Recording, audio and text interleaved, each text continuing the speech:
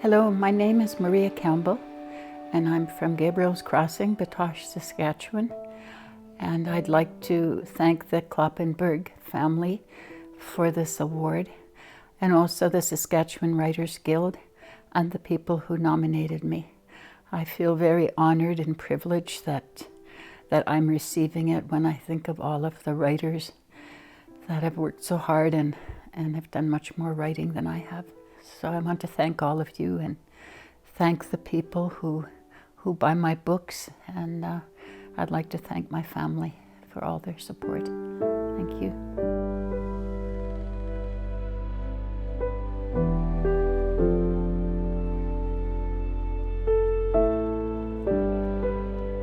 I'm one of those really slow writers. I don't publish books every 2 or 3 years. Sometimes it takes me 10 years, 15 years to get writing done. And over COVID, I decided that I would downsize. I had boxes and boxes of paper, and so I started, and in the boxes of paper, 50 years of paper, I found many stories that I had started to do and maybe had second drafts done, and then put away because I've always had to work at the same time. And so it was like finding treasures. I read them and I thought, this wasn't all that bad. Maybe I can do something with it.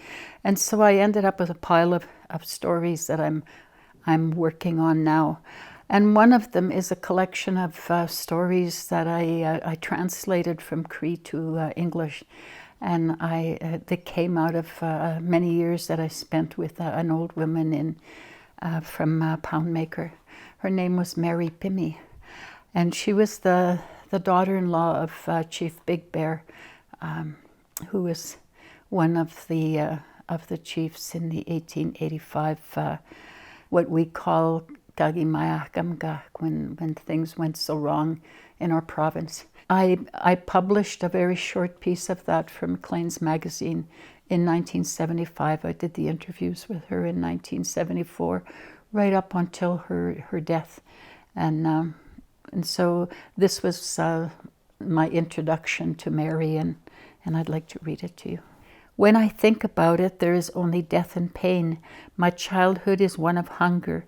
We were always hungry as children. So hungry our bellies hurt and swelled up, just like the ones you see on TV in those black countries. We ate whatever we found, whatever was given to us. Mostly it was rotten meat, dead rotting horses and dogs, rancid rotting salt pork and flour so full of bugs and worms that the flour moved. We ate grass and roots. That was probably the healthiest food we had. People were dead and dying all around us. We were so hungry as children. We would search the bodies for food. We were always moving. At first it was with our horses and dogs, but as the hunger became worse, we killed them, ate them, and walked, carrying what little we owned on our backs. Once we children saw an old buffalo cow in a coulee not far from the river, and we ran back to the camp screaming, "The buffalo are back." No one believed us, saying they were all gone. Finally, Big Bear himself and one of his young men followed us. The cow was laying under some willows. The young man had a gun and was going to shoot her, but Big Bear said, "Gaya, no, let her live. She's more pitiful than we are. She has no family to mourn her." Mary was quiet for a long time, and I reached for her quilt to cover her. I thought she had fallen asleep, but she waved it away. "Mstahimasqua, Big Bear was a good man," she said. "He had strong poagana and he knew medicine. We children all loved him very much and respected him. He was kind and generous with us as he was with all people. Once we were running from the soldiers and we came to a river. The soldiers were very close and Mstahimasqua stopped and raised his hand. We stopped too, thinking he saw something. We didn't. He sang a song, and as he sang, a thick mist rolled behind us and formed a wall between us and the soldiers. We were able to cross the river and walk for several hours until he was sure we had lost them, and the men had found a safe place for us to camp. But in the end, Even his Bawagana and power were not enough to help us. So one morning the people had a meeting, and his daughter told him they had to go back, turn themselves into the soldiers, because if they didn't, there would be no more children. Several had died during the night. Mary told me she believed she was about 8 years old when Wandering Spirit and the warriors were hanged in Battleford. She was there along with other children and adults from the reserve and the residential school. They were forced to watch the hangings so they would learn to be good Indians. How could we forget, she said. It was so quiet. Even Jotun, the wind was still. We heard their necks snap. Later, as we prepared supper, she told me that Wandering Spirit and the men who had died with him had killed the priest and those men because they had raped and abused the women and young girls for many years. Those men wouldn't give rations to the starving people unless they serviced them first, and they had a place in the storeroom for that. Often they even demanded that the little girls be given to them, and they would play with them sexually in exchange for food. She said. It never happened to me because I was not very pretty. Many little girls were taught how to make themselves ugly. Mary then told me that Wandering Spirit and some of the men had gone to the police, but nothing was ever done. They had finally gone to that priest Fafard and begged him to help, but he did nothing either, saying that the women had teased and tempted the men. This was not true. It was never true, Mary said. We were good people, but it didn't matter. They hated us and nobody could do anything. What Mary said that day was so painful, but can perhaps bring some hope as we struggle through the ongoing injustice represented in the Stanley trial.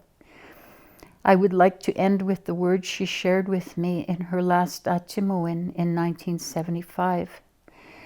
She said, "It will be a long time before anyone can do anything. The white man is very powerful, but one day he will have no power. Yuksan mamanto huyaswewin." That is Creator's law.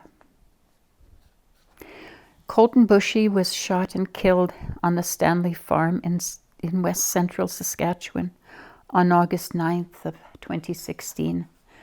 And when I think about that, and I think about the horror that Indigenous people went through, First Nations people and Métis people in this province, and across the prairies, it's I think it's something that many people don't realize.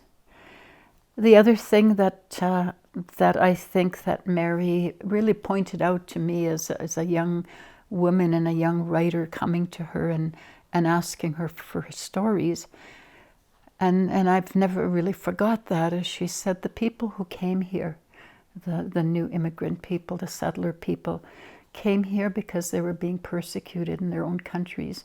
They weren't allowed to practice their religions, or their land was taken away, like happened in Scotland, where, through the clearances, thousands of people starved over there, and policies were made against people. And people came here looking for a good life. And in forgetting their own history, they ended up imposing those kinds of things on Indigenous people of our land. And I really believe that when we talk about truth and reconciliation, that those are the kinds of things we have to think about. If we're going to begin in a good place to change things for our children, we have to be able to know our own true stories. Why am I here, and where did my ancestors come from, and what happened to them? And when we read stories like this, and we read all of the books that have been written by Indigenous people in the last 50 years, it helps us to understand that it was the same thing, that when people forget or won't look at their own history, then they end up doing the same thing to other people. And so I just wanted to say that, because my purpose for writing is not because I love writing, and I don't write novels, I don't write wonderful poetry. I wished I did. I try to use my writing in a way that will help people see that we have to make change if it's going to be a better place for all of our children. So, and to say that we're not going to immigrate, and this is our land, and we shared it with everybody, you know, and somehow putting things to right has to happen from that place. So I just wanted to say that. And again, I want to thank the Writers Guild and the family for giving me this award. Thank you.